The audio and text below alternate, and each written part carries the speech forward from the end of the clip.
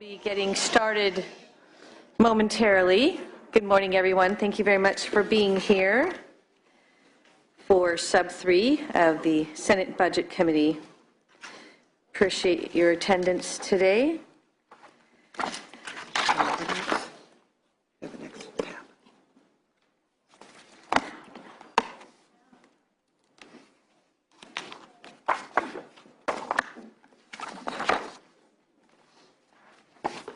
Thank you very much. We'd like to invite the first panel to come forward, please.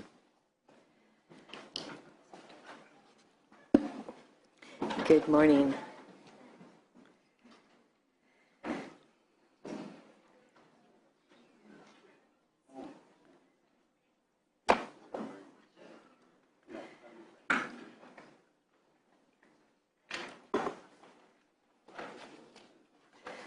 Good morning, everyone. I'd like to just make a few announcements of general information. The developmental services portion of the hearing will take about 4 hours today. And Senator Monning and I will be here today. I understand Senator Walters will not be with us. And we will have a sign language interpreter who will be with us today as well. So let me please welcome everyone here today, including our speakers in the first panel.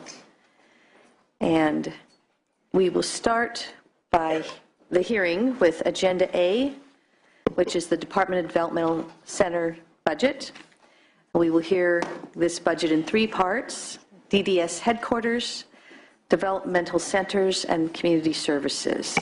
And in order to be efficient with our time, we're very happy to hear from everyone, and we will be receiving our public testimony at the end of each of those parts. A number of factors, such as caseload and the potential costs of the auction plan implementation at developmental centers, and potential changes related to the implementation of recommendations in the Secretary's Futures of Developmental Centers report, are likely to result in substantial changes in the DDS budget at our May revision. Therefore, with the exception of Issue 1 under DDS headquarters, all issues discussed today are recommended to be held open. I would like to welcome the new director of the Department of Developmental Services, Santi Rogers. We're very happy to have you here. Mr. Rogers has extensive experience within the developmental disability system at headquarters, at multiple developmental centers, and most recently as director of the San Andreas Regional Center. Mr. Rogers, I know you're here to make a few opening remarks and provide a brief overview of the department and the factors and those issues that are driving increases in consumers served and also service utilization. So welcome. We look forward to what you have to say today. Thank you very much, Senator Corbett. And Senator Monning, good morning. It's a pleasure to be here. It's an honor, again, to have the opportunity to serve California as the Director of Developmental Services.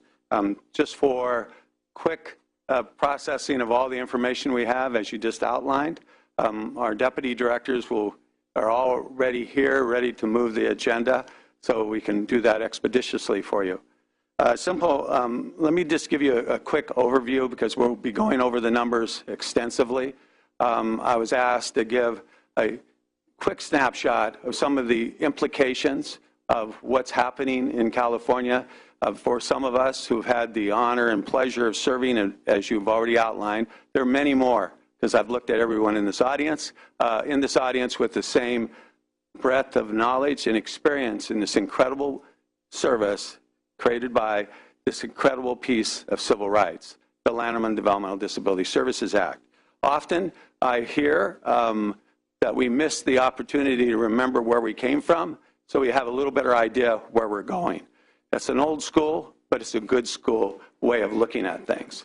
At this point in time, it's really significant. We're celebrating an act of over 4 decades old that has made opportunities for people to access services Over the last 2 decades, the access has improved dramatically because of this constellation of 21 regional centers that was conceived from the beginning to cover all 58 of our great counties in this great state country, I like to call it. Since I was born and raised in the San Joaquin Valley, I think of it as a country. Every time I traveled somewhere here, from border to border, and eating chicken in all 58 counties, believe it or not.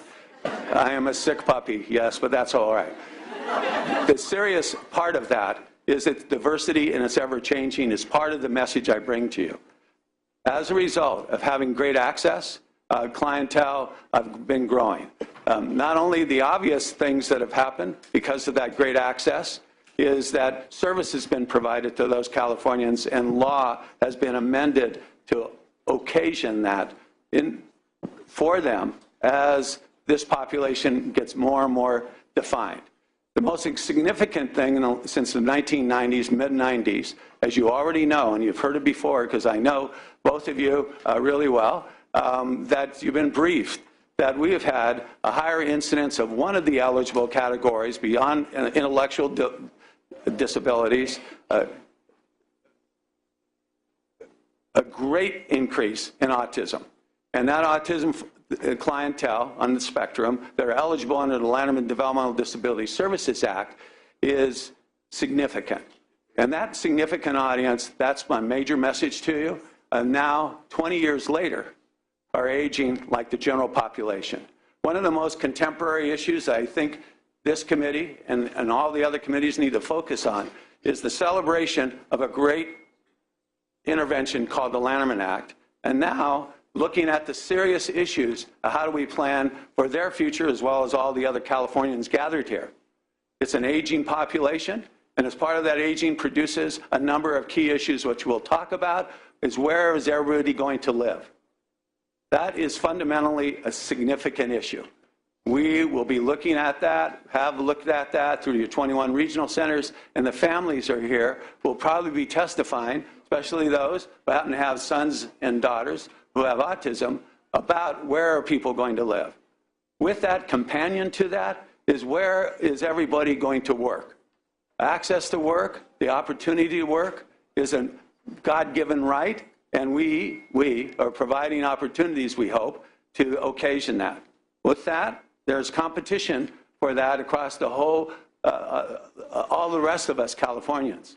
And the other significant part I've already mentioned, as part of the natural order of things, where are we all going to live, and do we have the right to move from where we are to the next place? I really don't like living there. There's a number of responses that I've had from people that we've served, individual people who are eligible under the Lanham Developmental Disability Services Act, as we've done our best planning, the right to choose where you live.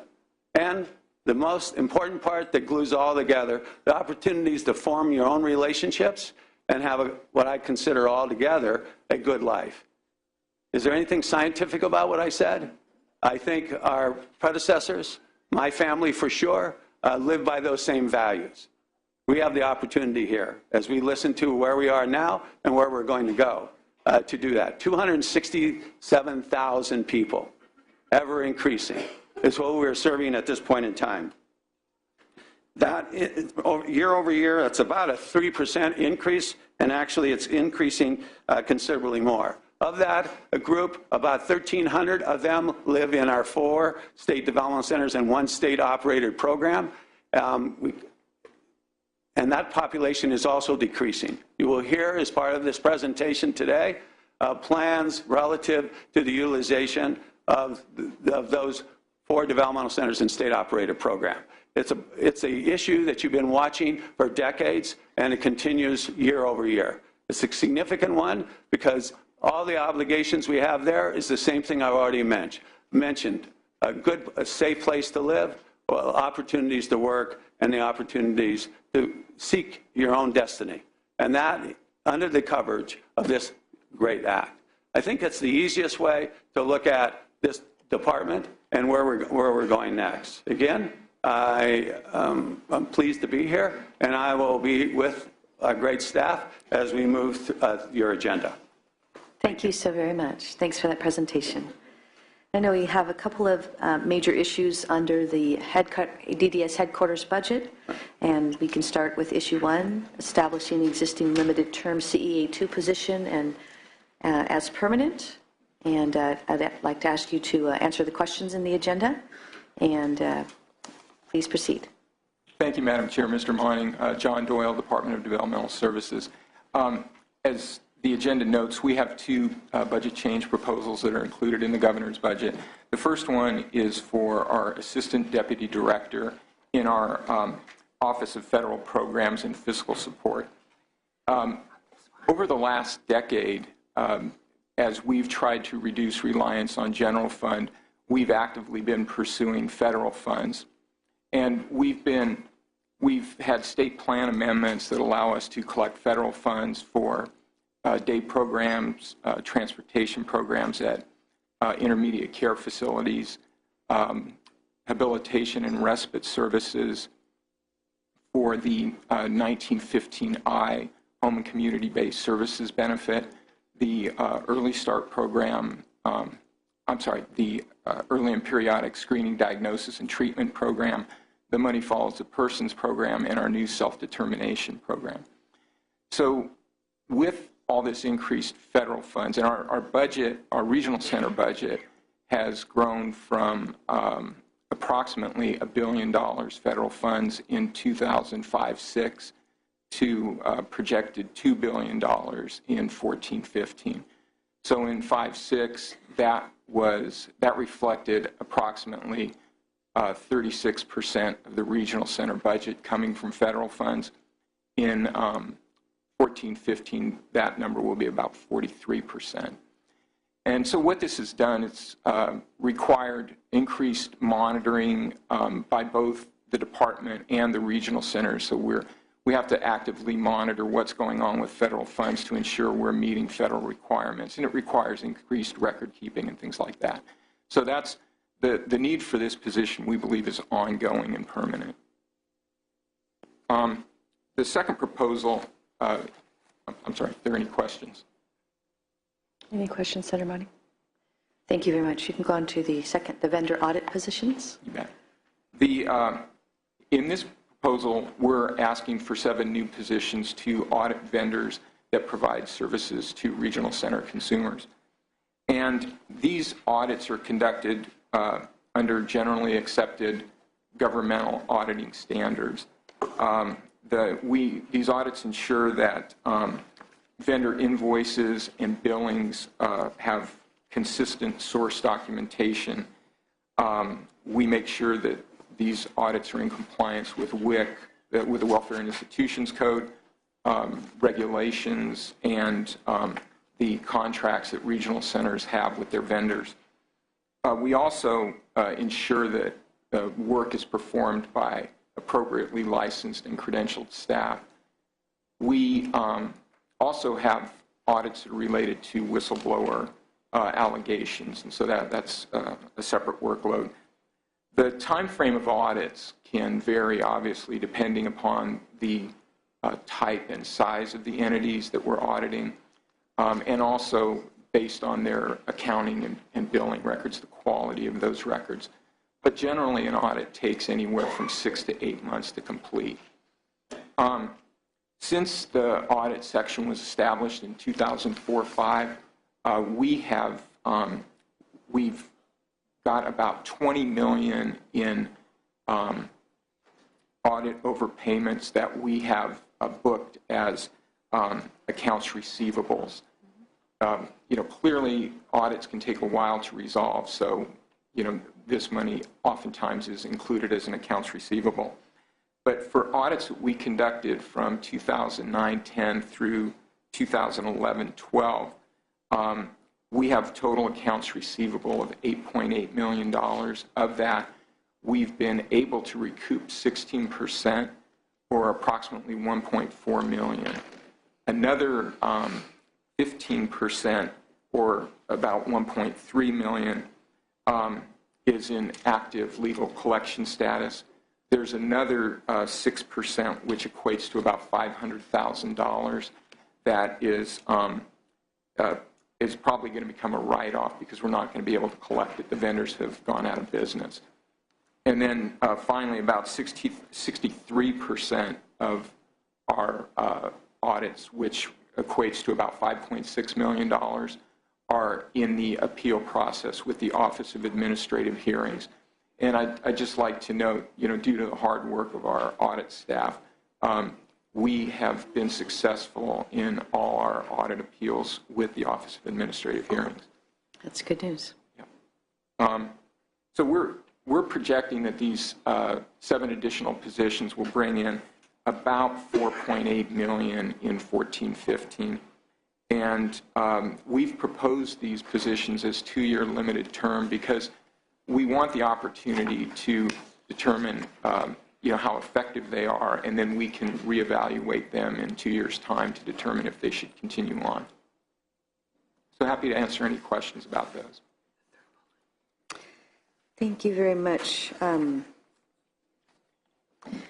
Would additional positions result in any increased recruitment in the budget year? We believe that these 7 positions will result in approximately $4.8 million in additional recoupments. Okay. But again, because of the time required to resolve audit issues, it doesn't mean that the money will necessarily come in Yes. 14-15. And I did hear what you said earlier, but I was wondering if additional positions would allow for even additional recoupment. To the 7? Yes. I mean, possibly it would, it would depend how many vendor audits we had outstanding. So it's kind of difficult to ascertain whether. I think these 7 would be a good start. It would help us determine the need, if there is increased need beyond this for completing vendor audits. Well, we would be very interested in knowing if you find out that additional positions might mean additional recoupment to the department and to the state. Thank you very much. Senator Monty has a question. Thank you, Madam Chair. Well, I want to start by just welcoming Santi Rogers as the new director, and we've worked together in your tenure with San Andreas Regional Centers, but just want to offer a formal welcome and congratulations. And as long as I've known you, you've carried with you a copy of the Lanterman Act, and I think it's more than a prop. It really should be the foundation upon which the decision-making is made up here. So thank you and welcome. Thank you, and Senator. For Mr. Doyle, we covered the issue 1, but I just had a question on the increased federal support of almost $1 billion increase in federal support since 2005-06. To what do you attribute that increase in federal support? And in the future, what can we anticipate in way of further increases in federal support? Yeah, a lot of the increase, Mr. Monty, is related to the new federal programs that we've been able to participate in. The state plan amendments for the day and transportation programs at the ICFDDs, the services that we provide under the 1915I Home and Community-Based Services benefit, those new programs, which we believe will be ongoing. The federal government allowed us to go back several years to 2009-10 and collect federal funds for these programs. So we believe that those funds will be ongoing and that we'll continue to collect those into the future. Thank you. Are there any other programs that we might qualify for which we're not currently receiving federal funding? We try to monitor all available federal resources, and if there are new programs that come up, we will definitely be pursuing funding for those. But I'm not aware of any right now that we don't pursue. Great. Thank you. Thank you, Madam Chair. Does the Department of Finance have any comments on the last 2 items? Alana Welch, Department of Finance, and we don't have any additional comments. Thank you very much. Legislative Analyst's Office. Good morning, Madam Chair, Mr. Monning, Rashi Kasarwani with the LAO. We've reviewed both of these budget change proposals and have no issues to raise. Thank you very much. Any public comments on the items that have just been discussed? All right, thank you very much. The next item is the development. Oh, excuse me very much. This item is without controversy and... Right. The first item that was discussed, issue 1, establish an existing limited term CEA 2 position as a permanent position. That's up for approval. Senator Monning. Senator Monning moves. That's 2 votes in support. Thank you very much. And then our